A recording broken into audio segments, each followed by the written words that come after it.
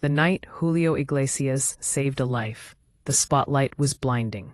15,000 voices sang along to Hey in perfect unison. It was October 15th, 1982, at the Palacio de los Deportes in Madrid, and Julio Iglesias was at the peak of his powers. But in the third row, something was terribly wrong. María Carmen Rodríguez, a 52-year-old nurse from Salamanca, had saved for months to buy tickets for her daughter's birthday. She had been a fan since Julio's early days, playing his records while working night shifts at the hospital. Tonight was supposed to be magical. Instead, it became a matter of life and death. As Julio reached the crescendo of Gwendolyne, María Carmen clutched her chest. The crushing pain was unmistakable. She was having a massive heart attack. Around her, fans continued singing, unaware that someone was dying just meters from their idol. But Julio saw everything. From the stage, through the sea of faces, he noticed the commotion. A woman had collapsed. People were panicking. Security was moving, but slowly, confused by the crowd. In that moment, Julio Iglesias made a decision that would define him not as a singer, but as a human being. He stopped the music. Por favor, silencio. His voice echoed through the arena. 15,000 people fell silent instantly. Hay una emergencia médica. Necesito que todos se calmen y hagan espacio.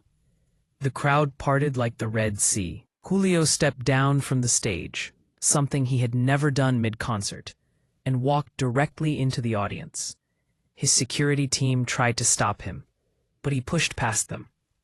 This wasn't about protocol. This was about saving a life. When he reached María Carmen, she was unconscious, her lips turning blue. Her daughter Carmen, just 19 years old, was crying, holding her mother's hand. She's dying, the girl sobbed. Please, someone help her. I'm here, Julio said softly, kneeling beside them. What's her name? María Carmen. She loves you so much. She's a nurse. She helps people every day. She worked extra shifts just to afford these tickets. Julio took María Carmen's hand and began to sing. Not to the crowd, but to her. Softly, intimately, he sang Amor, her favorite song. His voice, usually amplified to reach thousands, was now a whisper, meant for one. María Carmen, he sang, can you hear me? Your daughter is here. We're all here. You're not alone. The paramedics arrived within minutes, but María Carmen remained unresponsive. Her pulse was weak, her breathing shallow. As they prepared to move her, Julio made another unprecedented decision. I'm coming with you, he told the paramedics. Sir, you can't. I'm coming with you, he repeated, his voice carrying the authority of someone who wouldn't be denied. She needs to hear a familiar voice. The concert was abandoned. 15,000 fans watched in stunned silence as their idol climbed into an ambulance with a stranger. The headlines the next day would be brutal. Julio Iglesias abandons concert. Singer walks out on fans. The night the music died. But Julio didn't care about headlines. In the ambulance, he continued singing to María Carmen, holding her hand as the paramedics worked frantically to stabilize her. Stay with us, María Carmen. Your daughter needs you. The world needs nurses like you. The ride to Hospital Clínico San Carlos felt eternal. Carmen, María Carmen's daughter, sat in shock as this global superstar held her mother's hand and sang lullabies like a family member. The paramedics, initially starstruck, now worked with renewed determination, inspired by Julio's dedication. Her vitals are stabilizing, one paramedic whispered to his partner. I've never seen anything like this. At the hospital, Julio refused to leave. He sat in the waiting room for 6 hours, still in his concert clothes, sequined jacket now wrinkled, hair disheveled. Nurses and doctors recognized him, but respected his vigil. This wasn't a publicity stunt. This was genuine human compassion. Dr. Eduardo Martinez, the cardiologist who treated Maria Carmen, later said, "I've never seen anything like it. Here was this global superstar, sitting in our waiting room like any other worried family member. He asked about her condition, about her prognosis. He wanted to understand every detail of her treatment. The surgery was complex. Maria Carmen had suffered a massive myocardial infarction, what doctors call a widowmaker heart attack. The main artery to her heart was completely blocked. Dr. Martinez worked for 3 hours to clear the blockage and restore blood flow. During the surgery, Julio paced the waiting room, occasionally humming softly. Other patients and families began to recognize him, but word spread quickly to leave him alone. This was a man in genuine distress, worried about someone he had just met, but clearly cared about deeply. Carmen, exhausted and frightened, found comfort in Julio's presence. "Why are you doing this?" she asked him. "You don't even know us." "Your mother spends her life caring for strangers," Julio replied. "Tonight, she needs someone to care for her.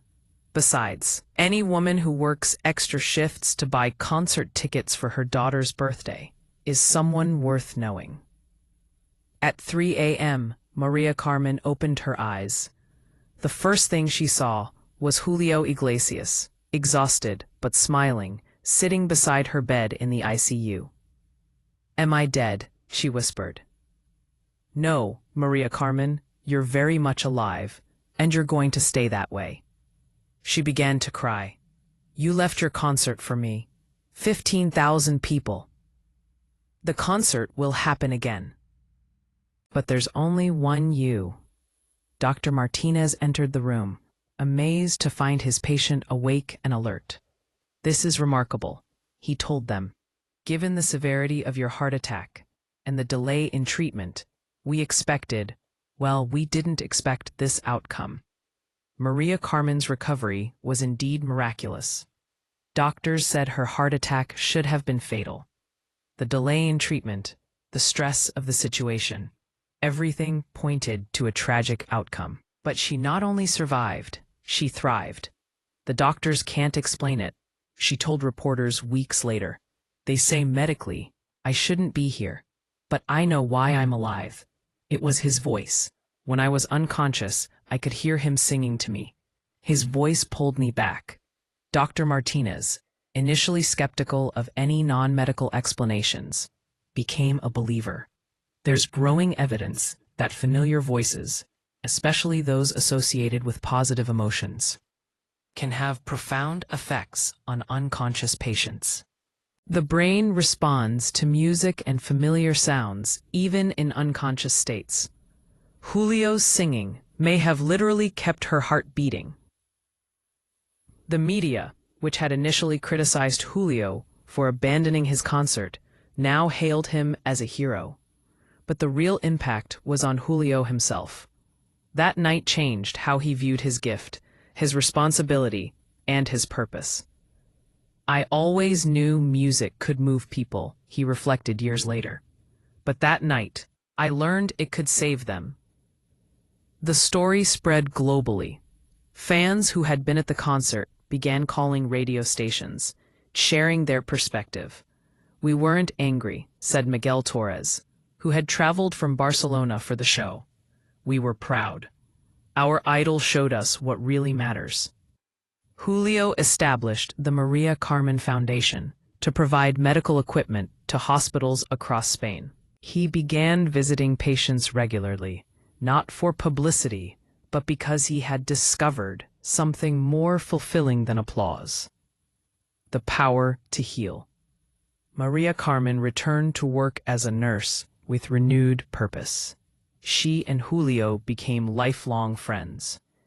Every year on October 15th, he would call her, not to reminisce about the night he saved her life, but to thank her for saving his.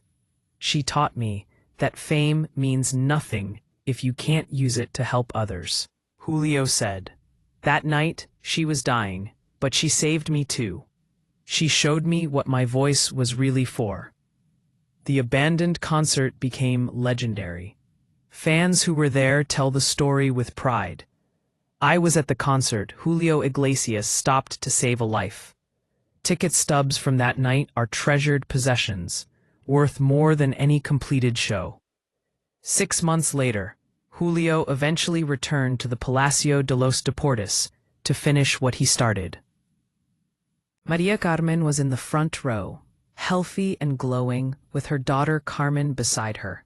When he sang Amor, the same song he had whispered to her in her darkest moment, there wasn't a dry eye in the arena. But the most powerful moment came at the end. Julio invited María Carmen on stage and said to the crowd, "This woman taught me that music isn't about entertaining people. It's about connecting with them. It's about being human." The standing ovation lasted 15 minutes. The incident changed Julio's approach to performing. He began incorporating moments of genuine connection into his concerts, sometimes stopping to acknowledge fans, celebrating birthdays, anniversaries, or overcoming personal struggles. His concerts became less about performance and more about community. Today, María Carmen is 93 years old and still tells the story of the night. Julio Iglesias saved her life. But she always ends with the same words. He thinks he saved me, but really, I saved him. I showed him what his voice could really do. In a career filled with sold-out stadiums and platinum albums, Julio Iglesias considers that abandoned concert his greatest performance.